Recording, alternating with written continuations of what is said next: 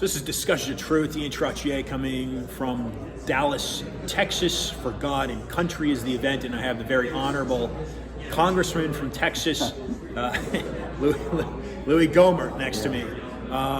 Louie, take a moment and introduce yourself to listeners and viewers. Who are you outside of what I've said? Well, Louie Gohmert, member of Congress from Texas.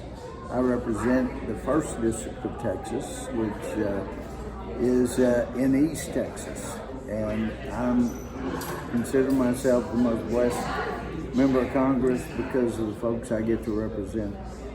Absolutely wonderful. Now, Texans, everything is big in Texas, and I'll tell you something. This is my second time in Texas in 3 months.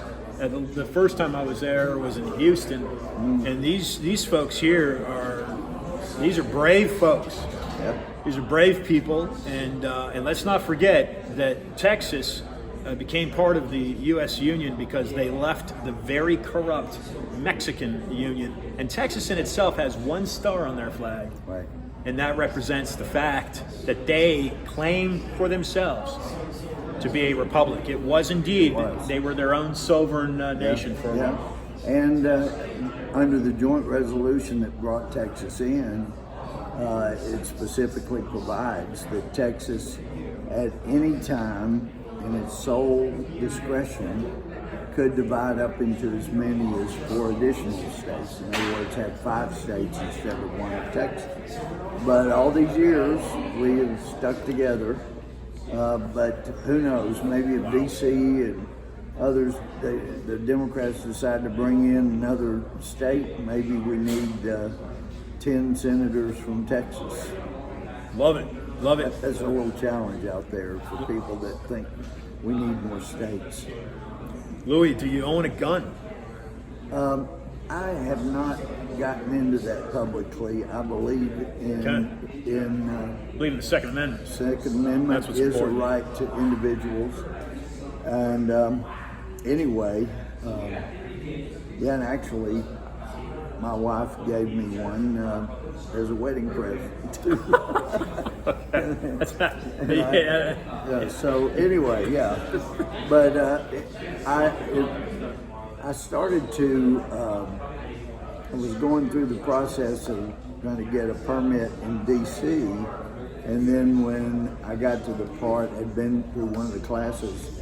When I found out they make you list a gun in order to get a permit, that's none of their business. So I dropped it and I didn't finish the concealed carry in D.C. I just don't think it's their business. Now, I have some relation to the state of Montana. Sure, and it's a beautiful place. Yeah, and Montana has recently passed a law that legalizes concealed carry without permit. Right, and Texas is doing that, as I understand, this weekend. Yeah. So, what are some comments, Louie, in regards to? Let me just insert this. I was able to get very close to Donald Trump in October and talk to him. Not talk to him, but talk to somebody close to him about Section 230, which is the big tech. Now, DeSantis is somebody that I've also met with twice now. Once at Mar-a-Lago, and the second time in Miami. Twice now in 5 months, and he's recently passed a bill that gives Floridians. Ron's done really well. Governor DeSantis has done really well. Yeah. We served in Congress together. You did? He's a friend. Yeah. Excellent. So talk a little bit about Abbott. And let me tell you, President Trump would tell you we're friends, and we are. I have never hunted with him. I've hunted with Don Trump Jr. Let me tell you. In Montana? No. So I think he frequents Montana. Yeah. Teddy Roosevelt used to. But he is a fantastic shot. Interesting. He is a really good eye. shot. Yeah. Good eye, good nerves. He's just a great shot. I was really impressed. And I think Matt Gaetz had to defend the Second Amendment. I'm not sure who the argument was with somebody on the non-conservative angle of things was defending or saying essentially that the Second Amendment was created to protect hunters. Yeah, and that's ridiculous. Why was the Second Amendment written in your view, Louie? Well, it's not just my view. Historically, you go back and you say that it was intended for people to be able to defend themselves, whether it was against intruders, whether it was self-defense, or whether it was with a government that had turned totalitarian. Is that what we're looking at today in 2021? We're not there yet. There have been enough abuses that in some cases the federal government has vastly exceeded its authority, and in some cases just turned outright bully. You know, when you go busting in with federal agents in SWAT gear and lots of agents and ransack a house when somebody is not a threat for violence of any kind, never has been. There's no probable cause to support such a thing, but it's the federal government just acting to intimidate. Then it is a big problem. But we're not. Still at the place that everyone needs to heed the words of Dr. King, and that is, we have peaceful protests. And we see when you have far right-wing and far left-wing extremists, as happened on January 6th, then, it creates problems. Most of the people were not in Washington to get involved in any kind of violence. But at this point, violence really hurts your cause. And that's, if you look back like at Bill Ayers' tactics, remember the Weather Underground, blowing up things, trying to kill people, cops, setting off a bomb at the Senate, that kind of stuff. They didn't accomplish anything by their violence. Things that got accomplished were from peaceful protests. The only thing that gets accomplished from violent protests, you create some anarchy at the place. And so I have still been quite forceful in pushing for peaceful protests. Make your voices heard. We have to be careful about using the word fight, because many of us have used it metaphorically, talking about this is where you argue, you push, you make your voice heard. Not that you bloodied somebody's nose, beyond the schoolyard fights that we should be. So anyway, but I think more than anything, we need an awakening to bring people back to what most of the founders, most of the people in America in 1776 understood, and that is that God is sovereign and He is our Creator. He is the ultimate source of right and wrong, good and evil. Not the source of evil, but the source of good, but justice. And if people will come back to that, I think we can extend this for another 200 years. But if we don't, then we're going to be losing our rights. We've been losing our rights. And as John Adams said, this Constitution was intended for a moral and religious people, totally inadequate to the government of any others. If we don't get back to teaching right and wrong, not just everything's relative, right and wrong, and we fail to get back to that, then we're going to end up having to give up most of our rights. You can't let people assemble, have freedom of speech, and have guns if they've never been taught the difference between right and wrong. So this Constitution is only going to be good as long as we're teaching kids right and wrong. And the left, one of the most important things to them is not teaching history, destroying and distorting history, and teaching them, that the government is the greatest thing that could ever happen in the world, especially if it's in total control. They can't convince people of that until you destroy history, lie to them, use, like Orwell talked about, a ministry of truth. And if they don't buy what the ministry of truth says, you bring out the ministry of love and torture them until they agree with the ministry of truth. And that's where we're headed if we don't turn around and get back to teaching right and wrong, not relativism. There is right and wrong. Just as sure as there are people with 2X and X and Y chromosome, there are some mutations, but things are pretty basic. People are making them more complicated than they need to. Now, Thomas Jefferson was opposed to Hamilton's banking system primarily because it was rooted from central banking out of Europe. Yeah. We have 46 presidents now, and I can ask you your opinion on the election, but let's just assume that he's. Well, banking is a good topic. I like to hear that. Yeah, that's an important topic, and I still hear friends in the media, and I mean good friends, that will say.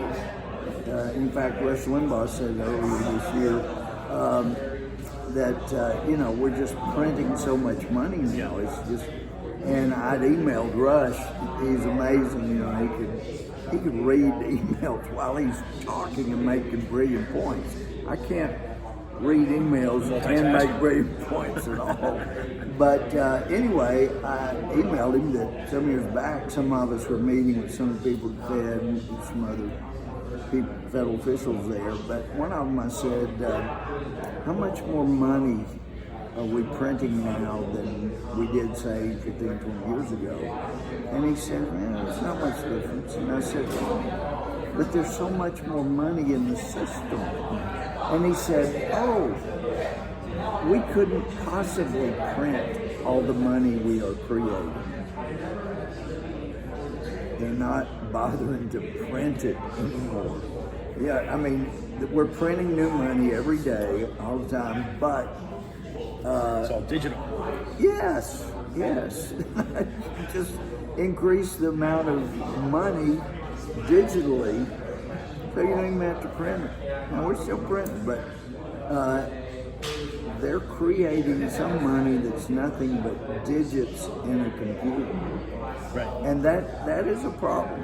And Greece could have avoided their meltdown if they had the right to print their own currency, which they don't in the euro, and or if their currency had been the international,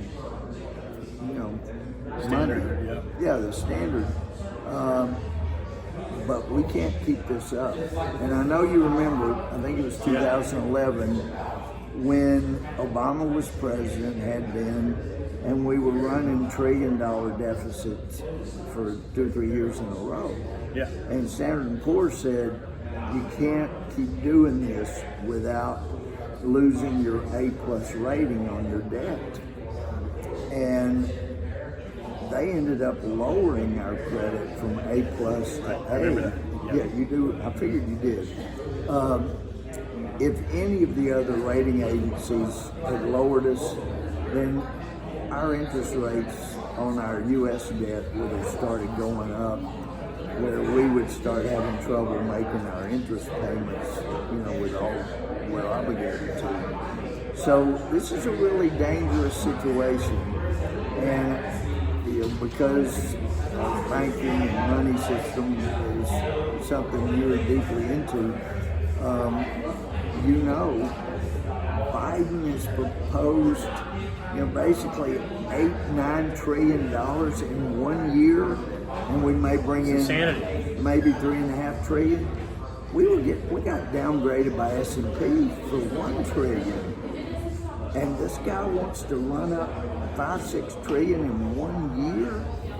That is insanity. And I know Biden doesn't realize what he's doing. Are you sure about that? I'm pretty sure about that. I mean, just giving him the benefit of the doubt, or I'm saying just listen to the man, and you can you've tell. met him. Yes, but listen to the man and hear him talk about, I love your berets. You look like a 19-year-old with your legs crossed. I mean, he says some of the weirdest things, but no, somebody knows what they're doing. And again, if you want to have a socialist revolution, then you destroy people's understanding of their own history. Because if you don't know where you've been, you don't know where you're going. And then you create such chaotic economic situation that people become desperate, dependent, and they're ready for something new that will restore order, and then you get the totalitarian government moving in. So whoever is pulling the strings of the current administration, they understand that. You run up a $6 trillion debt in 1 year, $5 trillion, then we're headed for chaos. Who's pulling the strings in your view? You know, I don't know. And that is something that's troubled me. Who is it? Just, you want me to tell you what some I think? people think it's Obama. I don't think so. I don't think Obama even pulled his own strings for it. I don't think he did either. Yeah. So I don't know who it is with Biden. Let me paint this picture for you, and you can chime in and give your opinion. I've looked at this guy at Stanford. His name is Dr. Sutton, Anthony Sutton. And when I spoke to Pete, I sent in that literature.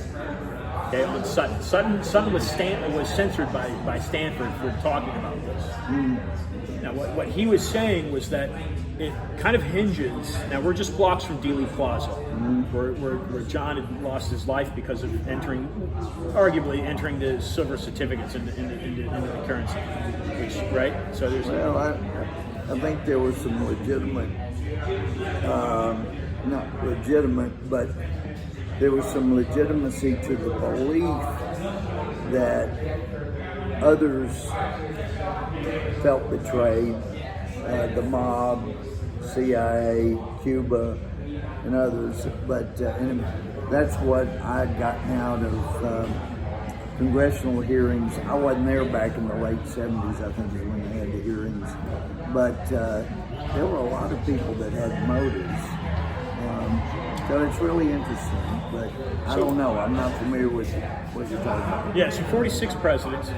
One has left office without a federal debt. One.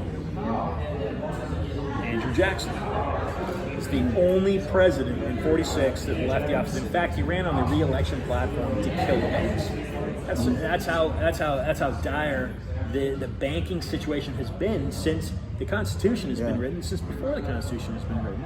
Now, what Sutton was talking... The creation of the Manhattan Bank based on fraud was another problem. You know, You're speaking of Aaron Burr. Aaron Burr, exactly, yeah. That was supposed to be the Manhattan Water Company, not Manhattan Bank. I did not know that. Yeah, and in fact, the creation of Manhattan Bank came about, Aaron Burr had partners, and they proposed, and a big problem in New York was that on Manhattan, fires would get started and they didn't have a way to put them out. They didn't have the water to get them put out. And another problem was disease was spreading around Manhattan, and they thought it may well be because of polluted water. So Burr's proposal and his partners was, we will make the investment to provide clean water to New Yorkers, but it'll be so expensive we can only do it if we have a monopoly on providing water to Manhattan. And so we need legislation that says we're the water company for Manhattan, and in return we'll provide free water for firefighting. So we'll clean up the water but they needed that in order to put out fires. And he had his friend Alexander, not really his friend, but Alexander Hamilton, review the proposal for the water company. And Hamilton reviewed it, and Yes, he did have an affair, but he was essentially an honest man outside of that. In fact, he put out a brochure to make clear what his affair involved, and as kids today will say, TMI, it was way too much information. But he, agree or disagree with him, he was an honest guy. And so when he said, I've looked at this proposal, it makes sense and I support it. But between the time he looked at the legislation and signed on and it was voted on, somebody added a few words in there basically that said, for purposes of providing water and such other economic purposes as they may wish. Well, when that passed, they took that part about, the economic purposes, used that to create a bank. And at the time, it was the only bank that wasn't created under banking laws. So they had more freedom to do things that the other banks couldn't do legally, and they never created the clean water. And Manhattan suffered. And that's really what led later on when Alexander Hamilton was talking to his future or his father-in-law when he was bad-mouthing Burr and talking about, the fraud that he was or the liar that he was. I forget the words he used, but that's really what that came out of, is that whole Manhattan company that didn't end up doing water became a bank. Of course, they know, it's around as a different bank now, but that's where it started. But my feeling is usually if something gets started as a lie, it's a problem. It remains that. So it remains that. It remains a lie. People used that and manipulated it through those early years. This is Louis. This is how I've kind of seen things. It's important to know our history, and you do Absolutely. on banking and all, but that those are kind of things we shouldn't forget. We can't. We shouldn't lose sight of. Absolutely not. And this might astonish you. My guess is you've probably not heard this, but this is the extent of the banking corruption that we inherited. Yes. And that I'm gonna tell you this. When we got around to the federal George Washington. This is a publication on my website that's somebody affiliated with Harvard, and it's you can even access it on the Washington Estate website. He owned shares of the Bank of England during the American Revolution. So this gets to my answer to you, in that what is the Bank of England doing financing to adversaries? And the answer is that it itself sits inside the City of London, which is a sovereign entity and finances the monarchy. So it's neutral.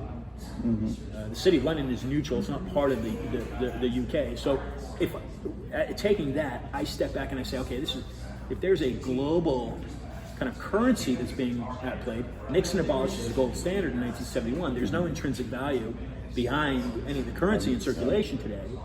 How does the Bank of International Settlements in Switzerland, which has stayed neutral in wars in the past 120 years, right? Neutral during the two world wars, the Bank of International Settlement regulates the central banking system globally.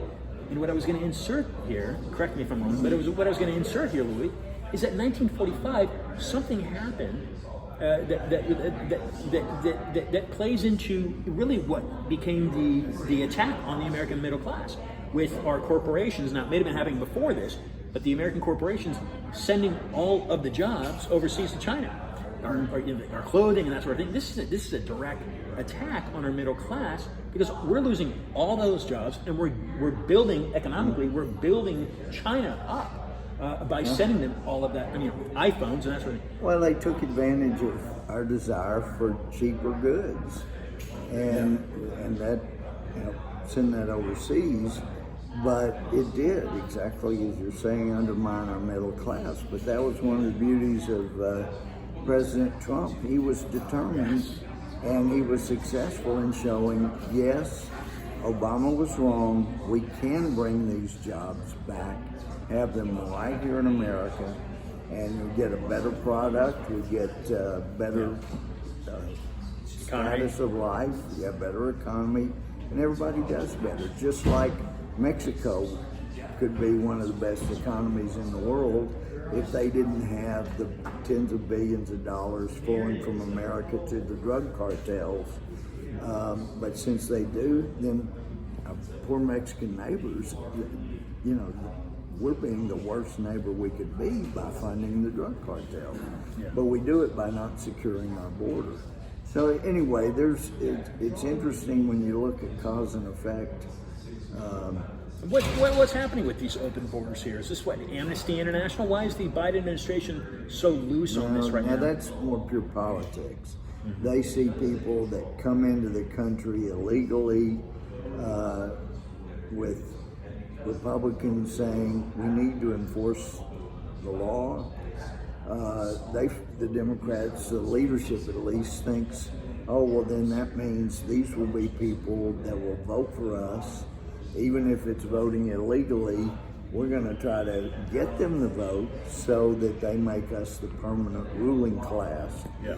The Democratic Party to be the permanent ruling class in America. It's just pure politics.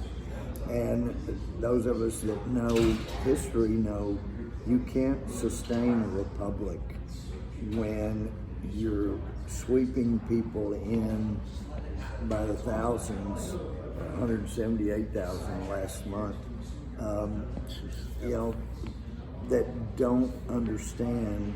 They've never been educated as to how you keep a republic. Mm-hmm. Yeah. So we got a lot to do. Yes, so we'll wind down here, and you're very easy to talk to, and I appreciate your time, and it's an honor to speak with you. First off, speaking of a constituent of yours, Ron Paul, right? Somebody that he's not in East Texas, but he's a fellow Texan. Fellow Texan. Yeah. He's been calling on, and I want to revisit banking real quick, and then wind down to something different.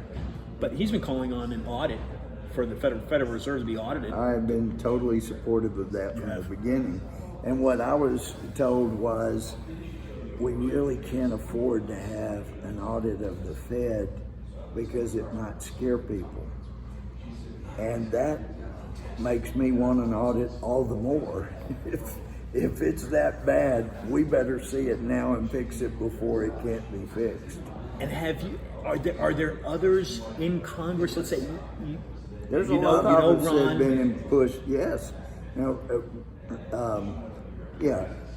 you've got Rand in the Senate, and he's continued to push for an audit of the Fed, and you got a whole slew of us in the House that continue to push for an audit of the Fed. Yeah, we need to audit the Fed. Fantastic. Okay, that's good to hear. I wasn't aware of that. That's we need to know, how bad is it before it gets so bad we can't do anything. We get overtaken. Yeah, and there's no turning back. How far is too far? Yeah. Speaking about Joe Biden and his 10 million. You gonna get vaccinated? Yeah. Have you been vaccinated? You have any comments on that? With the ultimate vaccine, that was having COVID itself.